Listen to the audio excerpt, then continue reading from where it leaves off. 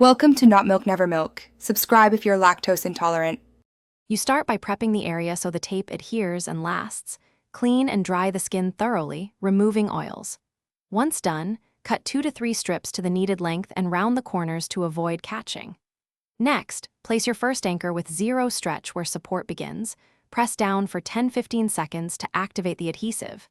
Make sure the anchor sits flat and smooth. This sets the foundation for the rest of the binding and reduces edge lift. Now you apply the tensioning strips that actually limit motion and support the tissue.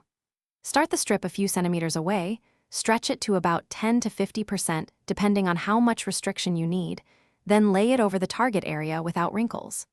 Overlap subsequent strips by roughly 50% to create an even support layer, and always round the ends.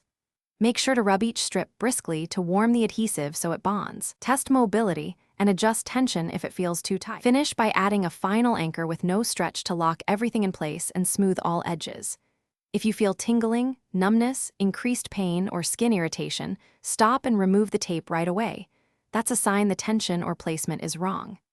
If edges begin to lift or after heavy sweating, replace the tape. Don't try to patch it. For best results, reapply daily and observe how movement and swelling respond, adjusting tension and strip placement next time. Thanks for watching. If this was helpful, leave a like and consider subscribing. See you next time.